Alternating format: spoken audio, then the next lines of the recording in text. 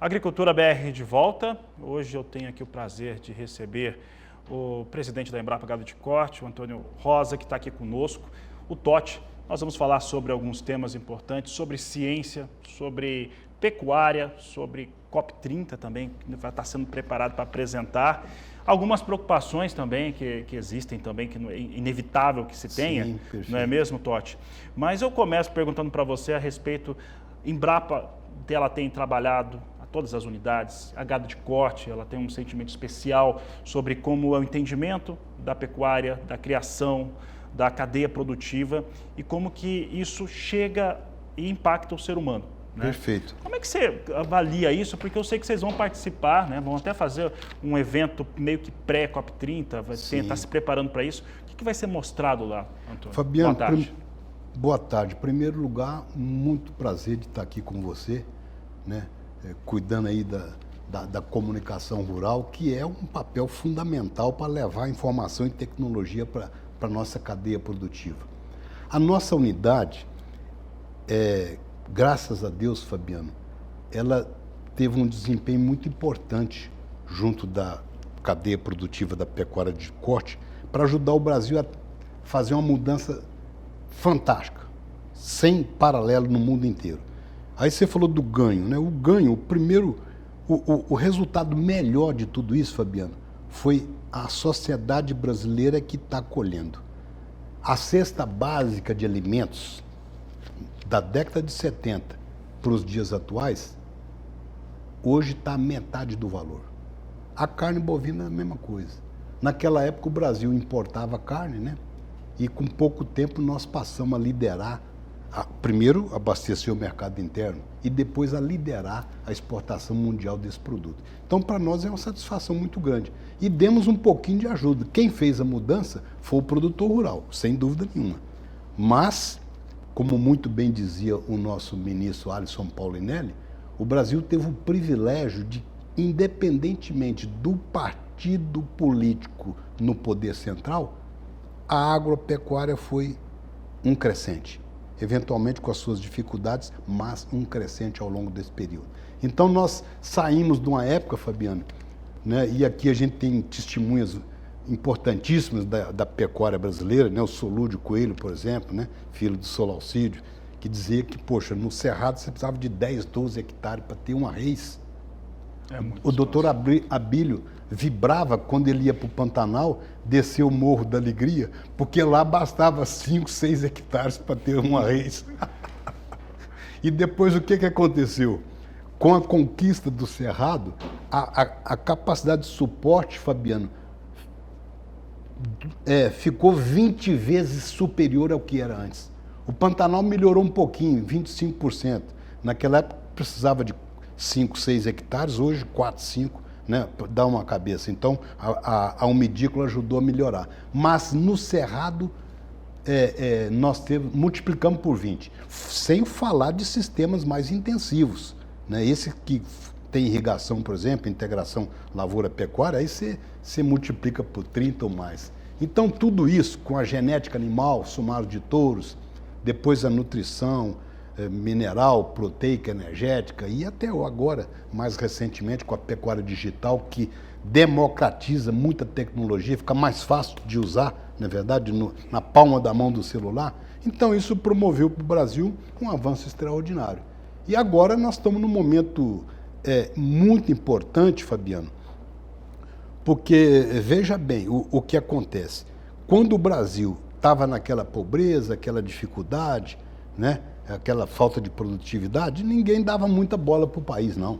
Né? Aliás, quando o Norman Borlaug, o Prêmio Nobel da Paz, né, que foi o pai da Revolução Verde, veio no Brasil, ele falou, olha, esse Cerrado aqui não vai dar para fazer muita coisa, não. Mas ninguém deu bola para isso, Fabiano, e nós fizemos essa mudança muito grande. Então, Fabiano, só que com menos de 30 anos depois disso, o Brasil passou a liderar o mercado mundial. E o líder incomoda, você sabe disso, né, Fabiano? O líder incomoda. É verdade, em qualquer circunstância. Logo depois que isso aconteceu em 2004, em 2007, os irlandeses vieram para cá e fizeram uma esculhambação generalizada da pecuária brasileira, dizendo que era maus trato, trabalho escravo, derrubando a floresta, a fitosa e falta de rastreabilidade e tudo mais. E aí nós tivemos que mostrar que não era bem isso que eu estava dizendo, né? Então, a primeira coisa foi o nosso depoimento em termos de falar, olha, peraí, nós já estamos melhorando a nossa produtividade, reduzindo o ciclo de produção, pode vir cá ver essa história de floresta amazônica, isso aí é uma coisa utópica. Existe crime? Existe, mas a grande maioria do produtor brasileiro está trabalhando legal. Aí, Ciro, Fabiano, entra o próprio Reino Unido dizendo o seguinte, olha, o Brasil, tudo bem, a gente gasta mais energia, a gente contamina mais o solo, a água, etc e tal, mas o Brasil produz muito mais gás de efeito estufa do que nós. Que era um completo absurdo. Isso em 2008, tá, meu caro? Então, além de mandar os islandeses para a escola estudar, para saber que o nosso boi é boi também, não é bicho selvagem, como eles diziam, né? Nós também tivemos que dizer para o Reino Unido, olha, peraí, não é bem assim. Nós estamos reduzindo o ciclo de produção, estamos diminuindo as emissões, etc. Mas até hoje, Fabiano, você é testemunha de que, felizmente, por um lado, o Norman Borlaug veio e pediu desculpa. Mas o mercado europeu até hoje aproveita qualquer chance que tem para, digamos assim, colocar mais barreiras sobre o nosso produto. E agora, Fabiano, o que nós pretendemos? Né, além da evolução na produtividade, sob o ponto de vista de sistema de produção, nós ficamos muito atentos à questão ambiental. Tanto assim, Fabiano, que logo ali, pouco depois, em 2014, se não me falha a memória, foi produzido num grande trabalho de pesquisa liderado pela rede PECOS, a primeira equação de predição da emissão de metano, que é um dos principais gases de efeito estufa, né? Sim. Então, isso aí produzido pela pesquisa. Depois, o outro gás, que é o CO2, o gás carbônico, nós já tínhamos aqui uma infraestrutura espetacular, ímpar no Brasil, que no início o objetivo principal era formar pasto, manejar, remodelar pastagens degradadas, e depois foi agregado o componente florestal. Só que num determinado momento dessa história, Fabiano, os nossos pesquisadores se despertaram para a questão do CO2. O metano já estava sendo considerado. Olha, nós sabemos quanto que é. Agora, o CO2, o que acontece? É outro gás de efeito estufa importante e a própria natureza utiliza esse CO2 da atmosfera por meio da fotossíntese para fazer com que o capim produza carboidrato na sua estrutura. O boi vai lá, pasta aquele capim. É convertido em alimento. Convertido em alimento de primeiríssima qualidade, né? Parte desse CO2 ele volta para a terra como esterco, né? Pelo estrume do gado. A outra parte do carbono sai na forma do metano pela eructação, que é um fenômeno natural da digestão do ruminante, né? Mas em 12 anos, esse metano ele é hidrolisado de uma maneira natural, né? E torna a virar CO2. Então tem um ciclo, né? E a pecuária está inserida nesse contexto todo, de maneira que, olha, trabalhando dessa forma, nós somos capazes de mostrar para o mundo inteiro que nós estamos com a pecuária e a agricultura também das mais digamos, adequadas no mundo todo sob o ponto de vista de emissão de gases de efeito estufa. Na pecuária, a gente está mais preocupado com o metano e com o CO2.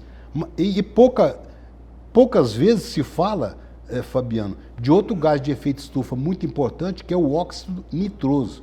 Ele vem do solo, decomposição de matéria orgânica, e também como resultado de adubação nitrogenada.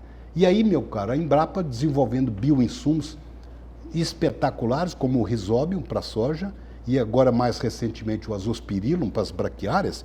O que esse bioinsumo faz? Ele capta CO2 da atmosfera, diminui a necessidade de adubação nitrogenada e, portanto, diminui o óxido nitroso. E reduz a dependência também da importação brasileira. Da importação de adubo, né? E aí, veja, metano, CO2, óxido nitroso, estamos trabalhando, meu caro. E é preciso, Fabiano, muita atenção da nossa parte, da cadeia produtiva como um todo. Não é só da pesquisa, não. Os produtores também, as associações, as indústrias. Nós temos que ter uma percepção da importância desse contexto todo. Por isso, Fabiano, que nós estamos pensando para o ano que vem, que é o ano da COP30, que vai ser realizada no Brasil, reunir essa turma no primeiro dia da Dinapec, dia 24 de março, para a gente levantar e atualizar as informações nesse contexto todo. Primeiro, Fabiano, para mostrar para a sociedade brasileira, para o cidadão urbano, do quão bem nós estamos trabalhando nos nossos sistemas produtivos. No nosso caso, pecuária, mas na agricultura de modo geral. E depois, levar para a COP30 lá em novembro, lá em Belém, sugestões de maneira a se aprimorar toda essa sistemática de cálculo da emissão de gases de efeito estufa. Porque tem demonstrações de pesquisa já realizadas, Fabiano, de que a métrica atual que está sendo usada para calcular o potencial de aquecimento global, quando se converte o metano em CO2 equivalente, superestima a emissão do metano de 25 até 65 vezes mais. Então, nós perde a precisão completa a respeito das suas causas. Então, nós precisamos levar essa informação adiante, embora, Fabiano, por incrível que pareça, que é uma outra coisa importante de se divulgar para a sociedade brasileira, dos países que mais contribuem para o aquecimento global, por conta dos gases de efeito estufa, China, 30%, Estados Unidos, 15%, Europa, 9%. Sabe qual é a contribuição do Brasil? Menos de 3%. 60% disso é o metano, não dá nem 1% da emissão mundial. E por conta desse 1%, ainda se faz toda essa celeuma Totti, toda. assim, até pra gente, né, a nossa produção já falou assim, já está acabando o tempo. Pelo amor de Deus, estamos no meio do caminho. Eu lembro, você citou a questão da Irlanda, eu lembro que lá em 2004, 2005, sim, fazendo mestrado, o doutor Ezequiel do Vale, saudoso doutor Ezequiel, era um dos meus orientadores, ele falava assim, dá uma lida naqueles jornais lá da Irlanda. Sim. E era todos os dias alguma crítica, e era sempre tinha uma associação ali que servia como fonte. Agora, Associação dos Criadores da Irlanda, Irish. E aquela situação foi boa porque foi uma maneira também de se criar a contraproposta.